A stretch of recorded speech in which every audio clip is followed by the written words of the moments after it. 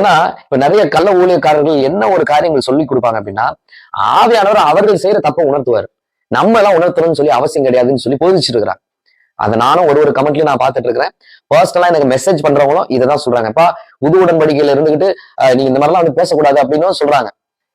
புது உடன்படிக்கையில சீஷத்துவம் இருக்கிறத நான் தெளிவா ஃபாலோ பண்ணிட்டு இருக்கிறேன். புது உடன்படிக்கையில ப்ராஸ்பரிட்டி இருக்குதான். ஆனா அந்த ப்ராஸ்பரிட்டி தேவனுடைய ராஜ்யத்திற்கு ஏற்ப செயல்படுமே தவிர ப்ராஸ்பரிட்டி பேசுறது மட்டும் ஊழியம் கிடையாது. அதே போலதான் எக்ஸ்போசிங் பண்றது மட்டுமே ஊழியம் கிடையாது. அது தவிர சுசேஷ பணி இருக்குது, டிராக்ஸ் மினிஸ்டர் இருக்குது, ஜெயில் மினிஸ்டர் இருக்கு, ஹாஸ்பிட்டல் மினிஸ்டர் இருக்குது, சபையில இருந்து செயல்படுகிற ஊழியங்கள் வந்து இருக்குது, யூத் மீட்டிங் இருக்குது, கிட்ஸ் மீட்டிங் இருக்குது, ஃபெல்லோஷிப்ஸ் இருக்குது, ஐக்கியத்தை நிறைவேற்ற சபை இருக்கிறது. அநேக ஊழியங்கள் இருக்கிறத நானும் பிலீவ் பண்றேன். Exposing it self it's not a ministry. அதே போல prosperity it self it's not a ministry.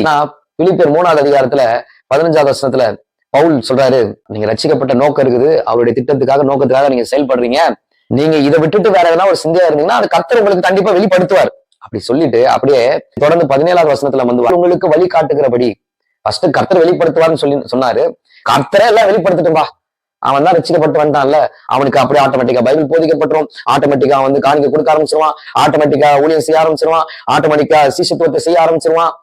அப்படி இல்ல, அவர் நடத்துறாரு. 17வது வசனத்துல அவர்கள் என்ன நடத்தினாங்களோ அதை பரிசுத்த ஆவியானவர் வெளிப்படுத்துவாருன்னு சொல்லி தெளிவா இருந்தாங்கன்னா பவுல் வந்து சொல்றாரு. அப்ப கிறிஸ்டின்